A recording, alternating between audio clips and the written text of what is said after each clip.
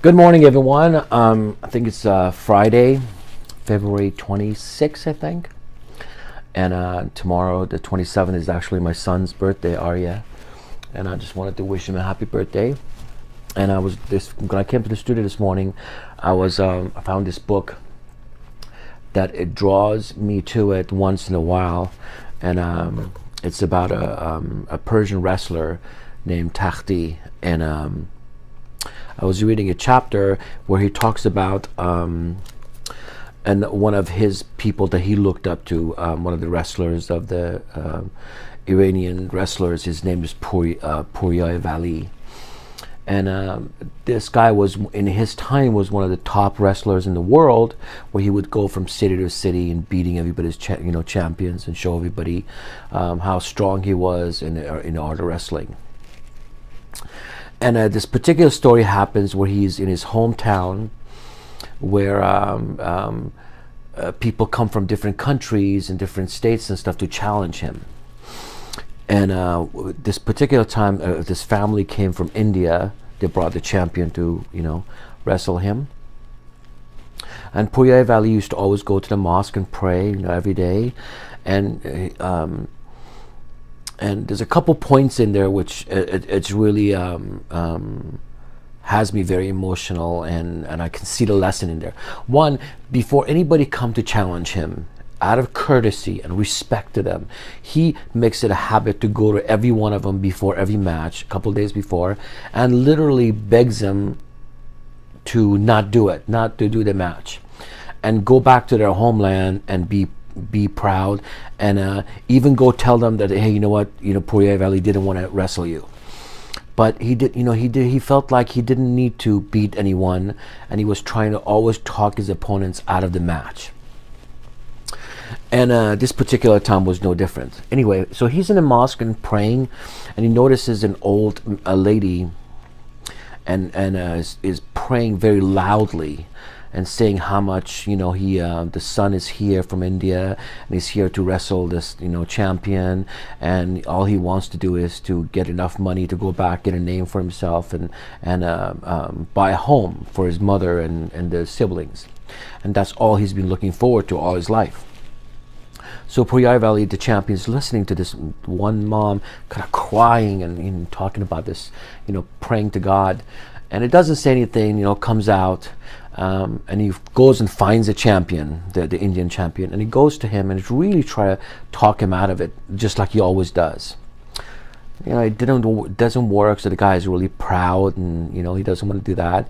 So he goes back, and this goes for a couple of days. The wrestler, the Pouria Valley, doesn't come out of his house. He's really upset because he feels like, what is my responsibility here?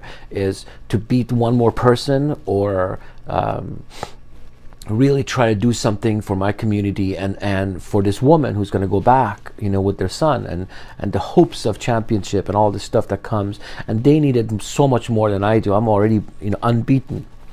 Anyway, so he gets to a point that he really gets sick, and he doesn't come out. And since this lady prays really loud, people start to think like this lady is really like a witch, and she's trying to put a, curse on the Pouria Valley not to actually do the fight. Anyway, it comes down to it, and so whenever he goes to the mosque to pray, he sees the lady. Now remember, this lady doesn't know who the champion is, right? It tells, they always see each other, and nobody in this town even talks to this lady. Everybody thinks she's a witch, And Pouria Valley walks up to this woman, and he says, I hope, your son wins and God listens to you. And if you need anything, let me know. And the lady turns around and says, oh my God, you're the nicest person in this town, because nobody here talks to me. People think I'm so weird. God bless you, and such a great man you are, and God bless you to your family. And I remember, again, she doesn't know who this guy is, right? Anyway, it gets down to the day of the match, and they start fighting, and they start doing the wrestle thing, and Pouria Valley and on purpose falls down and puts his back on the ground, which is a kind of a sign of a submission, so the Indian guy champion would win. Now meanwhile, the mom notices who this guy is, And right after this happens, while his son is all into the pride of winning, comes into the middle of the whole thing, and he says, "Oh, no, no, no, no, no! I know who this man is. This is the man who did this because of me. He wanted God to hear my voice, and he heard my voice, and this is what really is, the art of, to me, the art of martial art is all about." And this is what he's trying to do, and he's trying to sacrifice himself to teach everybody a lesson and be a man and that he is. And anyway, so she stops and tells everybody, and after that, everybody celebrates, the whole town.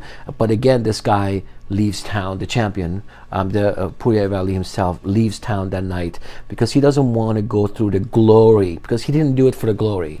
He really wanted to challenge himself, and to me, that's the lesson here, is really what martial arts is supposed to be, good or bad. I mean, I see this in UFC right now with all these champions and all this stuff, but I feel like something is missing from being a personal champion and a world champion, and that's why I encourage people to look back at history, look back at some of the people who've made a difference in left a name after all these years, like Grandmaster Jihanji always tells me, you either need to leave a good name, a bad name, or a no name, and what can we do to really be a service to our community and teach the lessons of the history, Anyway, so this is again, this book calls me from myself once in a while, and I just wanted to kind of share that with everyone this morning. So thank you.